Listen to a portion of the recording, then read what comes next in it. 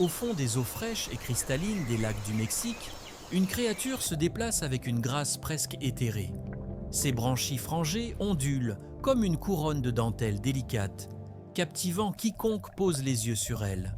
Cette créature fascinante est l'axolotl, un salamandre incroyable qui ne grandit jamais vraiment.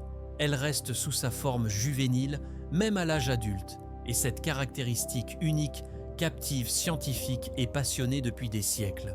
Bien qu'elle ressemble à un bébé, l'axolotl est un adulte complètement formé. Contrairement à d'autres créatures qui subissent la transformation habituelle vers l'âge adulte, cette créature reste dans son état juvénile aquatique. Mais ce n'est que le début de ces mystères. L'axolotl possède des capacités extraordinaires, des capacités qui défient tout ce que nous pensons savoir sur la vie et la biologie. Grâce à sa capacité stupéfiante à régénérer des membres entiers, des moelles épinières et même des parties de son cœur et de son cerveau, l'axolotl semble défier les lois naturelles qui gouvernent toutes les autres créatures. Comment est-il possible qu'une créature, toujours liée à l'eau et piégée dans sa forme juvénile, possède de tels pouvoirs régénérateurs impressionnants? Aujourd'hui, nous plongeons dans le monde extraordinaire des axolotls, des créatures qui détiennent la clé pour résoudre certains des plus grands mystères de la biologie et de l'avenir de la médecine. Leur capacité régénératrice ne défie pas seulement l'évolution, elle pourrait détenir les réponses pour révolutionner la santé humaine. Mais voici le piège. Rien à propos des axolotls n'est normal. Leur histoire est l'une des énigmes les plus fascinantes de la nature, et c'est cette unicité même qui les rend l'une des créatures les plus captivantes de la Terre. Dans les eaux tranquilles et calmes des lacs du Mexique, une créature qui défie les attentes de la nature glisse doucement. L'axolotl, une espèce de salamandre, reste sous sa forme juvénile tout au long de sa vie, un trait connu sous le nom de néothénie. Contrairement à la plupart des amphibiens qui subissent une métamorphose spectaculaire, passant de larves à adultes, les axolotls conservent leurs branchies externes et leur mode de vie aquatique bien après le moment où ils auraient dû se transformer en adultes terrestres. Ce cycle de vie n'est pas seulement inhabituel, il constitue une énigme évolutive.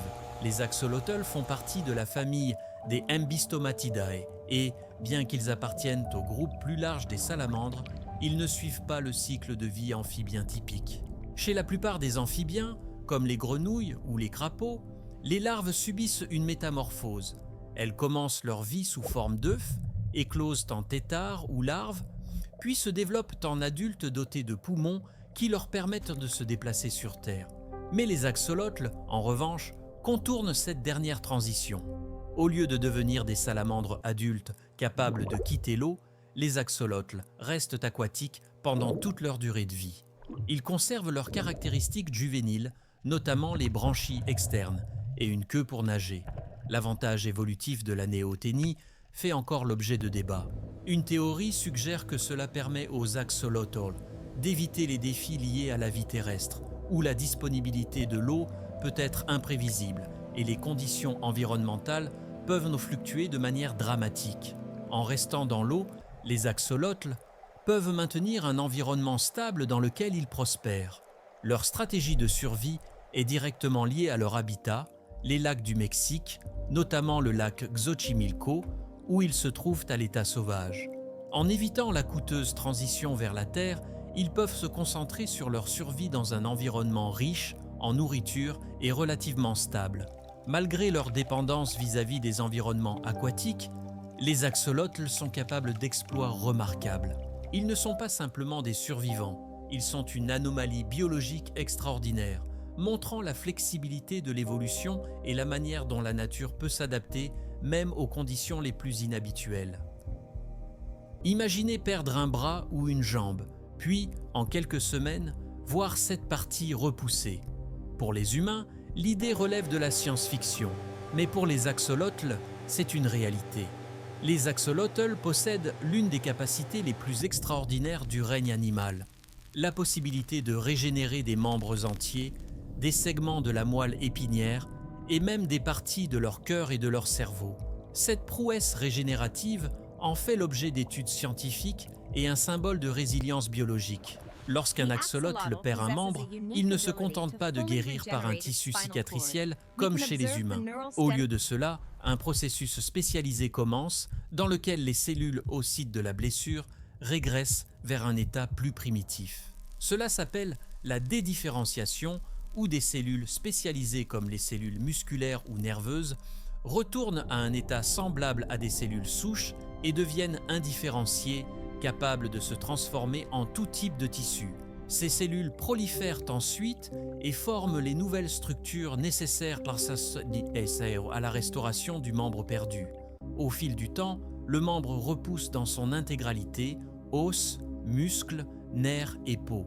Cette capacité de régénération va au-delà des membres. Si un axolotl subit des lésions de la moelle épinière, sa moelle épinière peut également se régénérer, un processus particulièrement remarquable compte tenu des complexités de la régénération nerveuse. Encore plus étonnant, c'est leur capacité à régénérer des parties de leur cerveau et de leur cœur. Dans des expériences, il a été démontré que les axolotls peuvent régénérer des tissus cérébraux endommagés et des muscles cardiaques, ce que les humains ne peuvent pas faire. Ce processus de régénération se déroule avec une telle précision que le nouveau membre ou tissu est fonctionnellement identique à l'original.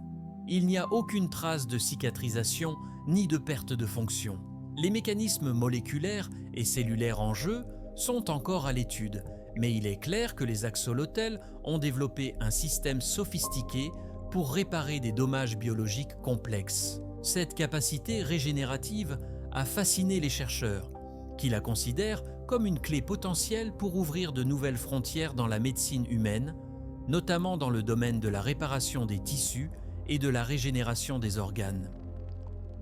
Les pouvoirs régénératifs de l'axolotl ne sont pas simplement le résultat d'un hasard aléatoire. Ils sont codés dans leurs gènes. Derrière chaque membre perdu et chaque organe régénéré se cache un plan génétique qui permet une telle réparation biologique extraordinaire. Mais comment les axolotls font-ils cela? La réponse réside dans les interactions complexes entre leurs gènes, leurs cellules souches et les voies moléculaires qui régulent la régénération. La base génétique de la régénération de l'axolotl est toujours un sujet de recherche intense. Les scientifiques ont identifié plusieurs gènes qui semblent jouer un rôle important dans le processus régénératif. L'un de ces gènes est le gène MMP9, qui aide à décomposer les composants de la matrice extracellulaire pour permettre aux cellules de se déplacer et de se proliférer pendant la régénération des tissus. Un autre acteur clé est la voie de signalisation Vohwinton, qui est impliquée dans la communication cellulaire et la régénération des tissus. Cette voie régule la différenciation des cellules en types spécifiques nécessaires pour régénérer un nouveau membre, la moelle épinière ou d'autres tissus. Les chercheurs se concentrent également sur le rôle des cellules souches de l'axolotl, qui sont capables de se différencier en plusieurs types cellulaires. Ces cellules souches restent actives tout au long de la vie de l'axolotl, fournissant la base de ses remarquables capacités régénératives. En revanche, les humains ont des cellules souches, mais leurs capacités régénératives sont beaucoup plus limitées. La capacité de l'axolotl à activer ces cellules souches après une blessure, les incitant à reconstruire des structures entières, dépasse de loin ce que les humains peuvent accomplir. Comprendre comment les gènes de l'axolotl contrôlent ce processus pourrait un jour conduire à des avancées dans la médecine humaine, offrant de l'espoir pour de nouveaux traitements pour les blessures de la moelle épinière, les maladies cardiaques et même le cancer. Bien que beaucoup du codage génétique de l'axolotl reste un mystère, les implications potentielles de déverrouiller ces secrets régénératifs sont vastes. En étudiant les gènes de l'axolotl, les scientifiques pourraient un jour apprendre à déclencher des processus similaires chez les humains, nous permettant de régénérer des tissus et des organes, tout comme ces créatures fascinantes de l'eau. Malgré ses capacités remarquables, l'axolotl n'est pas invincible. Originaire des lacs du Mexique, en particulier du lac Xochimilco, l'axolotl fait face à un ensemble unique de défis. Bien que ses pouvoirs régénératifs soient impressionnants, ils ne garantissent pas sa survie face à la destruction de son habitat et à l'empiètement humain. Aujourd'hui, l'axolotl est classé comme gravement menacé, une conséquence des changements environnementaux qui menacent son existence déjà fragile. À l'état sauvage, les axolotls sont carnivores, se nourrissant de petits organismes aquatiques tels que des insectes, des vers et des petits poissons. Leur survie dépend de leur capacité à naviguer dans l'écosystème complexe des lacs du Mexique. Ces eaux, autrefois claires et riches en vie, sont devenues de plus en plus polluées et des espèces envahissantes comme le tilapia ont menacé les sources de nourriture et l'habitat de l'axolotl. L'urbanisation a encore fragmenté leur environnement, rendant plus difficile pour les axolotls de prospérer à l'état sauvage. La capacité de l'axolotl à régénérer entre en jeu, non seulement en réponse à des blessures, mais aussi pour s'adapter à un environnement hostile. Le processus de régénération les aide à se remettre des attaques fréquentes de prédateurs, notamment des oiseaux et des poissons plus gros. En régénérant des membres ou des parties du corps perdus, l'axolotl s'assure qu'il peut continuer à se déplacer, chasser et survivre, même dans les conditions les plus difficiles. Cependant, la plus grande menace pour la survie de l'axolotl ne vient peut-être pas des prédateurs, mais des humains. La pollution de l'eau, la déforestation et l'introduction d'espèces non indigènes ont tous contribué au déclin de l'axolotl. À mesure que leur habitat naturel se réduit, les efforts de conservation deviennent de plus en plus urgents. Les initiatives visant à protéger l'axolotl, y compris les programmes de reproduction et les projets de restauration des habitats, sont cruciales pour sauver cette espèce extraordinaire de l'extinction. L'axolotl n'est plus simplement une curiosité de la nature. Il est devenu une clé pour comprendre l'avenir de la médecine régénérative. Avec sa capacité à régénérer des membres, des moelles épinières et même des parties de son cerveau, l'axolotl porte la promesse de révolutionner notre façon de concevoir la réparation des tissus et la régénération des organes.